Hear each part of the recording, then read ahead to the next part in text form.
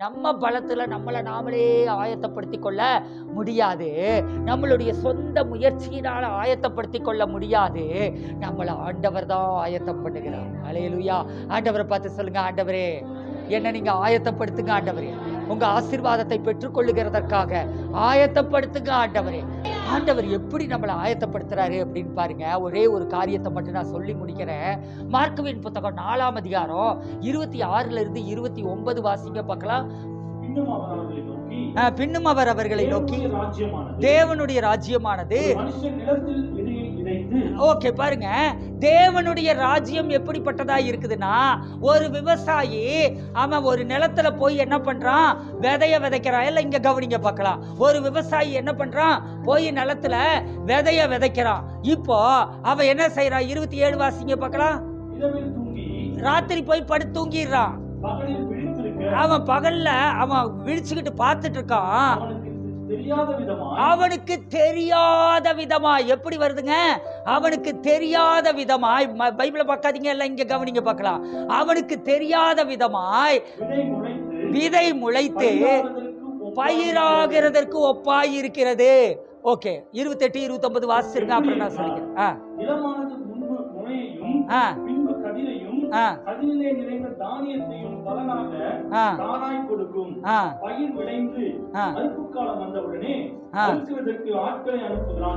Okay, இப்போ mark 4:26-29 என்ன பார்த்தோம், ஒரு விவசாயி என்ன பண்றான், தேவனுடைய ராஜ்யம் எப்படிப்பட்டதா இருக்குதுன்னா, ஒரு மனுஷன் போய் நிலத்துல விதை விதைக்கிறாங்க. அவன் விவசாயியா தான் இருக்கணும்னு அவசியம் இல்லை, நிலத்துல விதை விதைக்கிறாங்க. இப்ப போய் அவன் என்ன பண்ணிடுறான், ராத்திரியில போய் அவன் தூங்கிடுறான். பகல்ல முழிச்சுக்கிட்டு அப்படியே விதைச்ச இடத்த உத்து பார்த்துட்டு இருந்தாலும் அங்க ஏதாவது அவனுக்கு தெரியுமா, ஒன்றும் தெரியாது.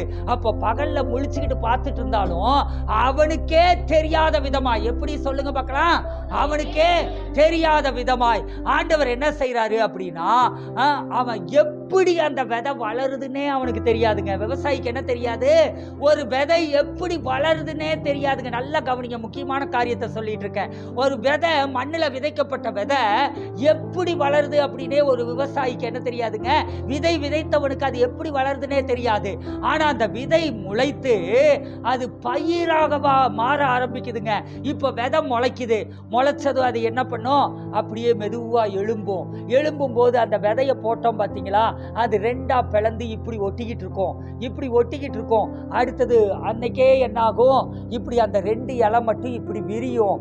அப்புறம் என்ன ஆகுங்க, அந்த 2 இலைக்குள்ள இருந்து அடுத்து ஒரு 2 நாள் கழிச்சு வந்து பார்க்கும்போது அடுத்து சின்னதா ஒரு 2 இலை அப்படியே துளிர் விட ஆரம்பிக்கும். அந்த 2 இலை அப்படியே என்ன ஆகும், பெரிய இலையா மாறும். அப்புறம் அப்படியே ஒவ்வொரு நாளும் போய் பார்த்தா அது எப்படி வளருதுன்னே தெரியாதுங்க. எப்படி வளருதுன்னு உங்களுக்கு யாருக்காவது தெரிஞ்சிருக்குதா? எப்படி வளருதுன்னே தெரியாது. ஆனா நாள் ஆக ஆக சில நாள் கழித்து பார்க்கும்போது அது என்ன ஆகும், அப்படியே ஒரு பெரிய செடியா வந்துடும். அதுக்கப்புறம் அது என்ன ஆகும், அது மொட்டு விடும். அல்லேலூயா. நான் சின்ன பையன்ல ஒரு தடவை, அப்பெல்லாம் வந்து சில பண்டிகை வரும் பார்த்தீங்களா, ராத்திரியெல்லாம் விடிய முழிச்சிட்டு இருக்கிற மாதிரி பண்டிகையெல்லாம் இந்துக்களுக்கு வரும் இல்லையா, அந்த மாதிரி பண்டிகையில் நான் என்ன பண்ணுவேன் அப்படின்னா, அன்னைக்கு ராத்திரியெல்லாம் உட்காந்து வீட்டில் சமையல் பண்ணுவாங்க. விதவிதமாக ஒரு 8-9 காய்கறி எல்லாம் பண்ணி சமையலெல்லாம் பண்ணிட்டு இருப்பாங்க. நான் போய் என்ன பண்ணுவேன், போய் ஒரு டார்ச் அடித்து செடியில் இருக்கிற பூ இருக்குது பார்த்தீங்களா, அந்த பூ எப்படி விரியுதுன்னு பார்த்துக்கிட்டே இருப்பேங்க. வீட்டில் வந்து நிறைய டிசம்பர் செடி இருக்கும், எக்கச்சக்கமாக பூ பூக்கும். டிசம்பர் செடி இருக்கும், ராமபானம் செடி இருக்கும், ரோஸ் செடி இருக்கும், இந்த மாதிரி பூக்கள் செடியில் கனகாம்பரம் செடி இருக்கும். நான் போய் ஒவ்வொரு பூவாக பார்ப்பேன், இது எப்படித்தான் விரியுதுன்னு பார்க்கலான்ட்டு மொக்க பார்த்துக்கிட்டே இருப்பேங்க. விடிய பார்த்தாலும் அது எப்படி விரியுதுங்கிறத மட்டும் நம்மளால என்ன பண்ண முடியாதுங்க, கண்டுபிடிக்கவே முடியாதுங்க. அது விரியறத கண்ணால பார்க்க முடியுமான்னா பார்க்கவே முடியாதுங்க. ஆனா அது விரிஞ்சதுக்கு அப்புறம் பார்த்தீங்கன்னா எப்படி இருக்கும், அழகா இருக்கும். அது மாதிரி தான் என்னன்னா, ஒரு விதை முளைச்சி அது அப்படியே வளர்ந்து பெரிய செடியாகி அது பூவும் பூத்துருது, இப்போ காயும் வச்சிருது, அது அறுவடைக்கே ரெடி ஆகிருது. இப்போ அந்த அறுவடைக்கு ரெடி ஆகுது. இதுதான் 28ல் பார்க்குறோம். எப்படின்னா நிலம் முன்னாடி அது என்ன பண்ணுது, முதல்ல முளை விடுது, அதுக்கப்புறம் அந்த செடி வளர்ந்து அதிலிருந்து கதிர் வர ஆரம்பிச்சிருது. என்ன வர ஆரம்பிச்சிருதுங்க? கதிர் வர ஆரம்பிச்சிருது. அந்த கதிர்ல நிறைய தானியங்கள் இருக்குது. ஹல்லேலூயா. என்ன இருக்குதுங்க? தானியங்கள் இருக்குது. இப்போ அந்த தானியத்தை என்ன பண்றோம்? அது பலனா தானியம் வந்துருச்சு. இப்போ அந்த தானியத்தை நாம் என்ன பண்றோம்? நாம அறுத்து எடுக்கிறோம். பயிர் விளைந்து அறுப்பு காலம் வந்த உடனே அறுப்புக்கு ஆட்களை அனுப்பி அதை நாம் அறுத்து கொள்ளுகிறோம். ஹல்லேலூயா. அப்போ ஒரு விதையை விதைச்சு அது அது அறுவடையாகி அது பயிர்களை கொடுக்கிற வரையிலும் நமக்கு என்ன கண்டுபிடிக்க முடியலைங்க? எப்படி வளர்ந்தது, எப்படி அது காய் கொடுத்தது, எப்படி அது பழத்தை கொடுத்தது அல்லது கதிரை கொடுத்தது, இது எதுவுமே நம்மளால கண்டுபிடிக்கவே முடியாதுங்க. இதே மாதிரி தாங்க ஆண்டவருடைய அழைப்பும் ஆண்டவருடைய ஆசீர்வாதமும். ஆண்டவருடைய அழைப்பும் ஆசீர்வாதமும் எப்படி இருக்குதுங்க? உங்களால் எப்படி ஒரு பயிர் அது விதைக்கப்பட்டதுலேருந்து அது கதிர் அறுவடை செய்கிற வரையிலும் எப்படி நடக்குதுன்னு கண்டுபிடிக்க முடியலையோ, அதே மாதிரி தான் அங்கே ஒவ்வொரு நாளும் ஒரு ஆயத்தம் நடந்துக்கிட்டே இருக்குதுங்க. ஹல்லேலூயா. ஒவ்வொரு நாளும் ஒரு ஆயத்தம் நடந்துக்கிட்டே இருக்குது. விளைய செய்கிறவராலேயே ஆகும், விதைக்கிறவனாலும் அல்ல, நீர் பாய்ச்சுகிறவனாலும் அல்ல, விளைய செய்கிற கர்த்தராலேயே ஆகும். அப்போ அங்கே ஆண்டவர் தாங்க விளைய செய்கிறாரு. இப்படித்தான் ஆண்டவர் என்ன செய்கிறாரு அப்படின்னா, நம்மளை ஆண்டவர் உருவாக்குகிறார். எப்படி உருவாக்குறார்னா, அந்த பயிர் முளைச்சது, அந்த விதை முளைச்சது ஒரு ரகசியமா இல்லையா? அந்த விதை முளைக்கும் போது அது ஏதாவது சத்தம் போட்டதா? வா அப்படின்னு கத்திக்கிட்டே அது வளர்ந்ததா? ஹல்லேலூயா. என்ன ஆகலைங்க? குழந்தை பிறக்கும் போது கூட அது என்ன பண்ணுதுங்க?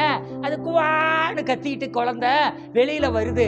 ஆனா இந்த விதை இருக்குது பார்த்தீங்களா? இந்த விதை அது வெளியில வருகிற போது எந்த சத்தமும் இல்லை, அமைதலாத்தான் வெளியில வருது, ரகசியமாத்தான் வெளியில வருது. அதே மாதிரி தான் ஆண்டவர் உங்களை ஆயத்தப்படுத்தி கொண்டிருக்கிறார். ஹல்லேலூயா. யார் ஆயத்தப்படுத்துறது? ஆண்டவர் உங்களை ஆயத்தப்படுத்திட்டு இருக்கிறாரு. அதாவது ஆண்டவர் அவருடைய பெரிய வேலைக்காக உங்களை ஆயத்தப்படுத்தி கொண்டிருக்கிறார். அவருடைய பெரிய அழைப்புக்காக உங்களை ஆயத்தப்படுத்தி கொண்டிருக்கிறார். பெரிய ஆசீர்வாதங்களுக்காக உங்களை ஆயத்தப்படுத்தி கொண்டிருக்கிறார். ஹல்லேலூயா. சவுல் தனக்காக ஒரு ராஜ்யத்தை கட்ட தீர்மானித்தான், அவன் தள்ளப்பட்டு போனான். ஹல்லேலூயா. தாவீது கர்த்தருக்காக ஒரு ராஜ்யத்தை கட்ட விரும்பினான், அவன் ஆசீர்வதிக்கப்பட்டான். ஹல்லேலூயா. நாம நமக்காகவே ஓடுறோம் பார்த்தீங்களா? பிள்ளை பிள்ளை பிள்ளை, கணவர் கணவர், மனைவி மனைவி, வேலை வேலைன்னு ஓடுறோம் பார்த்தீங்களா? அது தொட்டுக்கோ தொடச்சுக்கோன்னு தான் இருக்கும். இன்னொன்று கூட நான் சொல்லுவாங்க, இப்படித்தான் இருக்கும் இல்லையா? நான் அதை சொல்ல விரும்பலை. அப்போ அந்த மாதிரி தாங்க நம்ம வாழ்க்கை இருக்கும். அப்படி ஏன் கண்ணீரும் வேதனையும் பிரச்சனையும் மாறலை அப்படின்னா, அதுக்கு காரணம் நாம் என்ன பண்ணலை? நான் படைக்கப்பட்ட படைப்பின் நோக்கத்தில் நான் ஓடவில்லை. ஹல்லேலூயா. முதலாவது கர்த்தருடைய ராஜ்யத்தையும் அவருடைய நீதியையும் தேடுங்கள், அப்பொழுது இவைகளெல்லாம் உங்களுக்கு கூட கொடுக்கப்படும். சவுல் தனக்காக ஒரு ராஜ்யத்தை கட்ட நினைச்ச மாதிரி, எனக்காக நான் ஒரு குடும்பத்தை கட்டுகிறேன், எனக்காக ஒரு வீட்டை கட்டுகிறேன், எனக்காக ஒரு வாழ்க்கையை கட்டுகிறேன், எனக்காக நான் ஒன்றை கட்டுகிறேன் அப்படின்னா என்ன ஆகும் அப்படின்னா, அது என்ன ஆயிருங்க? அது அழிந்து போய்விடும். அந்த வாழ்க்கையில் ஆசீர்வாதங்கள் இருக்காது. தொட்டுக்கோ தொடச்சுக்கோங்கிற கதையாத்தான் இருக்கும். ஆனா கர்த்தருக்காக கட்டுகிறவர்கள் ராஜரிகமாய் ஆசீர்வதிக்கப்படுவார்கள். கர்த்தருக்காக கட்டுகிறவர்கள் நீங்க ராஜ வாழ்க்கை வாழ முடியுங்க. என்ன பண்ண முடியும்? ராஜ வாழ்க்கை வாழ முடியும். நீங்க உங்க அழைப்புல செயல்படுகிற போதுதான் நீங்க உங்கள் ஆசீர்வாதத்தை நோக்கியே போறீங்க. இங்க பிரச்சனையே என்னன்னா, மனதை ஆயத்தப்படுத்து. எப்படின்னா, சுயத்தை மையமாக கொண்ட அந்த மனதை கர்த்தரை மையமாக கொண்ட மனதாக மாற்று. ஹல்லேலூயா. கர்த்தரை மையமாக, ஆண்டவருடைய அழைப்பை மையமாக, ஆண்டவருடைய ஆசீர்வாதத்தை அல்ல அழைப்பை மையமாக கொண்ட வாழ்க்கையாக நீங்க மாற்றுகிற போது, முதலாவது தேவனுடைய ராஜ்யத்தையோ அவருடைய அழைப்பையும் நீங்கள் தேடுங்கள். அப்பொழுது இவைகளெல்லாம் உங்களோடு கூட என்ன ஆகுங்க? கூட கொடுக்கப்படும். ஹல்லேலூயா. ஆசீர்வாதத்துக்கு பின்னாடி நீங்க ஓட வேண்டியதில்ல, அழைப்புக்கு பின்னாடி ஓடுங்க. உங்களுடைய அழைப்புக்கு பின்னாடி ஓடுகிற போது ஆசீர்வாதம் பின்னாடியே ஓடி வரும். ஹல்லேலூயா. சரி, ஓகே. இப்போ ஆண்டவர் என்ன பண்றாரு, அந்த மழை வருது பாத்தீங்களா, அதே மாதிரி தான் அவர் என்ன பண்றாரு, நம்மளை ஆண்டவர் சீக்கிரட்டா உருவாக்கி கொண்டு இருக்கிறார். அதுக்கு மட்டும் ஒத்துழைச்சிருங்க. நீங்க நினைப்பீங்க, எனக்கு மட்டும் ஆசீர்வாதமே வரல, எனக்கு மட்டும் அப்படி இருக்கு, எனக்கு மட்டும் இப்படி இருக்குன்னு நம்ம நினைப்போம் பாத்தீங்களா. ஆண்டவர் சீக்கிரட்டா உங்களை உருவாக்கிட்டு இருக்கிறாரு. ஆண்டவர் எப்படி சீக்கிரட்டா உருவாக்குறாரு, எனக்கு மட்டும் ஏன் இந்த பிள்ளைங்க இப்படி பிறந்து இருக்குது, என் உயிரை வாங்குதுகளே, என்னை இப்படி தொந்தரவு பண்ணுது, சொல் பேச்சே கேட்க மாட்டேங்குது, இந்த பிள்ளைங்க எப்பதான் திருந்துமோ அப்படின்னு சொல்லி நாம சொல்றோம். ஐயோ, எனக்கு இருக்கிற கணவர், இந்த கணவருக்கு பதிலாக எனக்கு வேற மாதிரி ஒரு கணவரை கர்த்தர் கொடுத்திருக்க கூடாதா அப்படின்னு சொல்லி நாம சொல்லுவோம் இல்லையா. வேற கணவரை இல்லை, வேற மாதிரி கணவரை கொடுத்திருக்க கூடாதா அப்படின்னு சொல்லி சொல்லுவோம். அதே மாதிரி மனைவி, என் மனைவிக்கு வேற ஒரு மாதிரியான ஒரு மனைவியை கொடுத்திருக்க கூடாதா அப்படின்னு சொல்லுவோம் பாத்தீங்களா. இது மாதிரி வாழ்க்கையில எல்லாத்தையுமே நாம அந்த மாதிரி நாம பார்ப்போம் பாத்தீங்களா. அதுக்கு தான் ஆண்டவர் என்ன செய்யறாருன்னா, இந்த கணவரிடத்திலிருந்து உன்னை பழக்குவிக்கிறார். ஹல்லேலூயா. இந்த கணவரிடத்திலிருந்து உன் விசுவாசத்தை பயிற்றுவிக்கிறார். சீக்கிரட்டா, அதே நேரத்தில் அமைதலா உன்னை பயிற்றுவித்துக் கொண்டு இருக்கிறார். இந்த கணவர்கிட்ட நீ பயிற்சி எடுத்துட்டு இருக்கிற. ஹல்லேலூயா. பொறுமையை பயிற்சி எடுத்துட்டு இருக்க, விசுவாசத்தை பயிற்சி எடுத்துட்டு இருக்க, நீதியை பயிற்சி எடுத்துட்டு இருக்க, அழைப்பை நோக்கி முன்னோக்கி போறதுக்கு பயிற்சி எடுத்துட்டு இருக்க, ஒரு மிகப்பெரிய ஆயத்தத்திற்காக பயிற்சி எடுத்துட்டு இருக்க. இந்த பிள்ளை இருக்குது பாத்தீங்களா, அடங்கா பிள்ளை, வணங்கா கழுத்துள்ள பிள்ளையா இருக்குதுங்கிறீங்களா.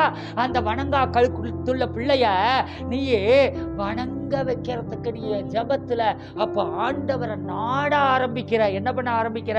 அப்பதான் இல்லைனா குடும்பம் அப்படியே ஏற்கனவே நல்லா அமைதலா போகுது, பிள்ளை சொல்றதையெல்லாம் அப்படியே கேட்குது, புருஷன் சொல்றதையெல்லாம் கேட்கறா, அல்லது மனைவி சொல்றதெல்லாம் கேட்கறாங்க, குடும்பம் அப்படியே அமைதலா போகுது. குடும்பத்துல என்ன இல்லை, சண்டை இல்லை, பிரச்சனை இல்லை, எல்லாமே நல்லா இருந்தா என்ன பண்ண மாட்டோம் சொல்லுங்களேன், என்ன பண்ண மாட்டோம், ஆண்டவரை தேட மாட்டோம். அப்போ என்ன ஆக மாட்டோம், ஆண்டவர் சத்தத்துக்கு பழக மாட்டோம், ஆண்டவருடைய வழி நடத்துதலுக்கு பழக மாட்டோம். அப்போ நீங்க அப்படியே தேங்கி நிற்கிற ஒரு குளமாகத்தான் இருப்பீர்கள். ஹல்லேலூயா. எத்தனை பேருக்கு புரிஞ்சது? இந்த புருஷன் கிடைச்சதுனால நீங்க முன்னோக்கி போய் கொண்டிருக்கிறீர்கள், இந்த பிள்ளைகள் கிடைச்சதுனால நீங்க முன்னோக்கி போய்கொண்டிருக்கிறீர்கள், இந்த மனைவி கிடைச்சதுனால முன்னோக்கி போய்கொண்டிருக்கிறீர்கள். எதை நோக்கி? இந்த பொருளாதார கஷ்டங்கள், இந்த வியாதிகள், இது மாதிரி என்னெல்லாம் வாழ்க்கையில தடைகளையும் போராட்டங்களையும் அனுபவிச்சுட்டு இருக்கீங்களோ, இங்க நீங்க என்ன செய்றீங்க, அங்க ஆண்டவர் உங்களை சீக்கிரட்டா, நீ ஆண்டவர் ரொம்ப குவைட்டா, ரொம்ப அமைதியா உங்களை உருவாக்குறாரு. எப்படி உருவாக்குறாருன்னா, நீயே அழைப்பை நோக்கி முன்னோக்கி போறதுக்கு, எனக்காக பெரிய ராஜ்யத்தை கட்டுறதுக்கு, எனக்காக பெரிய காரியங்களை செய்யறதுக்கு, நீ அந்த உனக்கு வைக்கப்பட்ட அந்த ஆசீர்வாதத்தை நோக்கி போறதுக்கு உன்னை நான் என்ன பண்ணிட்டு இருக்கேன், நான் உன்னை ஆயத்தப்படுத்தி கொண்டிருக்கிறேன். ஹல்லேலூயா. இப்போதான் ஒரு பிரச்சனைன்னு வந்தா தான் தேவ சமூகத்துல உட்கார்ந்து என்ன பண்ண ஆரம்பிக்கிறோம், கர்த்தருடைய ஆலோசனையினால் நிரப்பப்படுகிறோம். ஹல்லேலூயா. அங்கதான் ஆண்டவருடைய ஆலோசனையை நாட ஆரம்பிக்கிறோம், அங்கதான் கர்த்தரை தேட ஆரம்பிக்கிறோம். அதனாலதான் என்ன பண்றோம், நீங்க சீக்கிரட்டா குவைட்டா என்ன பண்ணப்படுறீங்க, அங்க நீங்க உருவாக்கப்பட்டு கொண்டிருக்கிறீர்கள். அவர் உங்களை உருவாக்கி கொண்டே இருக்கிறார். அவர் என்ன பண்றாருன்னா, அமைதலா கண்ணுக்கு தெரியாத விதத்துல உருவாக்கி கொண்டிருக்கிறார். அந்த பயிர் முளைச்சி வருதே, கண்ணுக்கு தெரியுதா சொல்லுங்களேன், எப்படி முளைச்சி வந்ததுன்னு தெரியுதா? பூ பூக்குதே, எப்படி முளைச்சி வந்ததுன்னு தெரியுதா?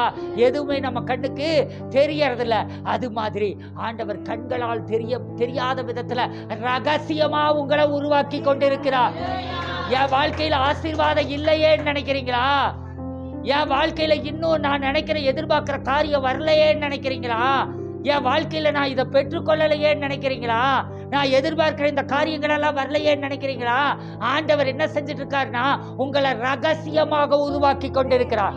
கண்ணில் பார்க்க முடியாத விதத்துல உருவாக்கி கொண்டிருக்கிறார். உங்களை தனிப்பட்ட விதத்துல யாருக்கு தெரியாம உருவாக்கி கொண்டிருக்கிறார். அமைதலாக உருவாக்கி கொண்டிருக்கிறார். நீங்கள் உருவாகி கொண்டிருக்கிறீர்கள். ஹல்லேலூயா. ஆனா நாள் வருகிறது, ஹல்லேலூயா, பூவானது பழமாகிற மாதிரி என்னாச்சுங்க, பூ பூத்து கதிர் வந்தது பார்த்தீங்களா, அந்த கதிர் அறுவடைக்கு ரெடியா இருந்த மாதிரி நாளானது வருகிற போது சீக்கிரட்டா நீ எப்படி உருவாக்கப்பட்டியோ சீக்கிரட்டா உன்னுடைய ஆசீர்வாதமும் வரும். ஹல்லேலூயா. அதுக்கு தாங்க நாங்க இந்த கத்திட்டு இருக்கோம். அதுக்கு தாங்க ஆயத்தமாய் இருக்க சொல்றோம். அதுக்கு தாங்க ரெடியா இருக்க சொல்றோம். ஹல்லேலூயா. சரிங்க, இப்ப ஆசீர்வாதம் வந்துருச்சு. ஆசீர்வாதம் வந்துருச்சு. என்னுடைய கத்திரிக்காய் தோட்டத்துல கத்திரிக்காய் நல்லா விளைஞ்சி முத்துன மாதிரி வந்தது. அதாவது அறுவடை செய்யற நிலைக்கு வந்துருச்சு. இப்ப பாருங்க, எங்க முருங்கை மரத்துல முருங்கைக்காய் வர ஆரம்பிச்சிருக்கு. உச்சியில ஒரு முருங்கை, அது எட்ட மாட்டேங்குது. அதனால அதை பறிக்கவே முடியல, அது முத்தி போகுது. அது மாதிரி அங்க நான் என்ன பண்ணி வைக்கல, அதுக்கு தேவையான அந்த கொரடா அதை என்ன சொல்லுவாங்க, அந்த வளைவா இருக்குமே, அந்த அது மொத்தத்துல என்னமோ ஒண்ணு, அந்த மூங்கில்ல ஒரு கொக்கி மாதிரி பண்ணி அதை வச்சு இழுப்போம் பார்த்தீங்களா, அதை நான் இன்னும் ஆயத்தப்படுத்தி வைக்கல. நானும் போய் மாடியிலையெல்லாம் நின்று அந்த இடத்த தட்டி பார்க்குறேன். அந்த இடம் எட்டவும் மாட்டேங்குது, உழுவும் மாட்டேங்குது. ஆனால் அந்த காய் முத்தி போய் வீணாக போயிடுச்சு. பார்க்கும்போதெல்லாம் மனசுக்கு எப்படி இருக்குன்னா, அடடா இந்த காயை பறித்து சாப்பிட்ருந்தா நல்லா இருந்திருக்குமேன்ட்டு இருக்குது. இப்போ அது மாதிரி தான் ஆயத்தம் ஆகலை. நான் என்ன பண்ணல, நான் ஒரு அந்த கம்பியை கட்டி நான் ஆயத்தப்படுத்தி வைக்கல, குச்சியில் கட்டி அதுக்குன்னு ஒரு பெரிய உயரமான குச்சியை ரெடி பண்ணி அதை ஆயத்தப்படுத்தி வைக்கல. இப்போ எனக்கு காய் வேஸ்ட்டாக போயிருச்சுங்க. இது மாதிரி தான் நம்ம என்ன பண்றது இல்ல, ஆசீர்வாதம் விளைகிற போது ஆயத்தமாய் இருக்கிறது இல்ல. பி ரெடி, தயாராயிருங்கள். ஹல்லேலூயா. ஆண்டவரோடு இணைந்து கொண்டு ஆயத்தமாயிரு. அதே நேரத்தில் ஆசீர்வாதம் வருகிற போது, அப்ப நீ 4 நாளைக்கு நீ ஊருக்கு போயிட்டேன்னா என் கத்திரிக்காய் எல்லாம் என்ன ஆயிடுங்க, அதெல்லாம் முத்தி போயிடும். என்னுடைய முருங்கை எல்லாம் என்ன ஆயிடும், முத்தி போயிடும். சொரக்காய் எல்லாம் என்ன ஆயிடும், முத்தி போயிடும். அப்ப நான் என்னெல்லாம் பயிர் பண்ணி இருக்கிறேனோ எல்லாமே அது என்ன ஆயிடும், முத்தி போய் வீணா போயிடும். அப்ப அறுவடையின் நேரத்துல நான் என்ன பண்ணணும், விழிப்பாய் இருக்கணும், எச்சரிக்கையாய் இருக்கணும். அதுக்குத்தான் ஆண்டவர் சொல்லிடுறாரு, உனக்கு ஆசீர்வாதம் வந்துருச்சே. ஹல்லேலூயா. நீ எங்க வந்து நிக்கிறேன்னா, யோர்தானுக்கு இந்த கரையில வந்து நிக்கிற. இப்போ ஆயத்தமாயிரு. இத கடந்துட்டேன்னா நீ என்ன பண்ண போற, சுதந்திரிக்க போற. அப்போ ரெடியாயிரு. ஹல்லேலூயா. பக்கத்துல பார்த்து சொல்லுங்க, பி ப்ரிப்பேர்டு, பி ரெடி. ஆண்டவரே, நாங்கள் ஆயத்தமாயிருக்கிறோம். ஆண்டவரே, நீங்க எங்களுக்காக ஆசீர்வாதங்களை ஆயத்தப்படுத்தி வைத்திருக்கிறீர். நாங்கள் எங்கள் அழைப்பில் ஓடுகிற போதுதான் ஆசீர்வாதங்களை சுதந்தரிக்கிறோம். எங்களுடைய அழைப்பை நோக்கி முன்னேறி செல்ல கர்த்தருடைய ஆவியானவர் உதவி செய்யுங்க. எங்களுக்குள்ள நீங்க ரகசியமாக, ஆண்டவரே, நீங்க ரொம்ப சீக்கிரட்டா, ஆண்டவரே, கண்ணுக்கு தெரியாத விதத்துல டெய்லி எங்களுக்குள்ள ஆயத்தம் பண்ணிக்கிட்டே இருக்கிறீங்க. இது ஒரு ஆவிக்குரிய ஆயத்தம். இந்த ஆயத்தத்துக்கு நாங்கள் செவி கொடுத்து ஆயத்தமாகத்தக்க விதத்துல கர்த்தர் உதவி செய்கிறதற்காக ஸ்தோத்திரம். எங்களை ரெடி பண்ணிக்கிட்டு தான் இருக்கீங்க. எங்க ஆயத்தம் எங்களுடைய ஆசீர்வாதங்களை சுதந்தரிக்க வைக்கிறது. ஆசீர்வாதம் மிக அருகில் இருக்கிறது. நாங்க ரெடியா இருக்கிறோம். அந்த ஆசீர்வாதத்தை பெற்றுக் கொள்ளுகிறோம். அதுவரையிலும் பொறுமையாய் இருக்கிறோம். இயேசுவின் நாமத்தில் ஆமென். நன்றி ஆண்டவரே. அப்பா, அருமை பிள்ளைகள் இன்றைய தினத்தில் படைக்கிற காணிக்கைகள், தசமபாகங்கள், இதர காணிக்கைகளை கர்த்தர் ஆசீர்வதித்து இதன் பலனை 1000 மடங்காக்கி நீங்க கொடுக்கிறதற்காக ஸ்தோத்திரம் ஆண்டவரே. கர்த்தருடைய ஆவியானவர் ஒவ்வொருவருடைய வாழ்க்கையிலும் நீர் இடைபடுகிறதற்காக ஸ்தோத்திரம் ஆண்டவரே. ஆன்லைன்ல பார்த்து கொண்டிருக்கிறவர்களை கர்த்தர் ஆசீர்வதிக்கும்படியாக நான் ஜெபிக்கிறேன். இயேசு கிறிஸ்துவின் ஜீவனுள்ள நாமத்தினாலே ஆண்டவரே, ஆன்லைன்ல பார்த்து கொண்டிருக்கிற பிள்ளைகளை கர்த்தர் ஆசீர்வதித்து ஆண்டவரே, விதைக்கிற பிள்ளைகளை, இந்த ஊழியத்தில் விதைக்கிற பிள்ளைகளை ஒரு தீர்க்க தரிசன அபிஷேகத்தினாலும் ஆவியினாலும் தீர்க்க தரிசன ஆசீர்வாதங்களினாலும் நிரப்பி நீர் நடத்துகிறதற்காக நாங்கள் நன்றியோடு கூட துதிக்கிறோம். இந்த ஊழியத்தில் ஏராளமானோரை நீர் விதைக்க செய்து கொண்டிருக்கிறீர். அவர்கள் எல்லாம் ஆசீர்வதிக்கப்படட்டும் ஆண்டவரே. ஒவ்வொருவருக்கும் தீர்க்க தரிசிக்கேற்ற பலனை நான் கட்டவிழ்கிறேன். ஆசீர்வதியும் ஆண்டவரே. அப்பா, உமக்கு ஸ்தோத்திரம். இயேசு கிறிஸ்துவின் ஜீவனுள்ள நாமத்தினாலே ஆண்டவரே இந்த அற்புத பணத்தை உங்க கரங்கள்ல நான் ஒப்பு கொடுக்கிறேன். ஆண்டவரே இந்த அற்புத பணத்தை ஆசீர்வதித்து உம்முடைய பிள்ளைகளுக்கு நாங்கள் கொடுக்கிறோம். ஒவ்வொருவரும் இந்த மாதத்துல திரளான ஆசீர்வாதங்களை அறுவடை செய்யட்டும்.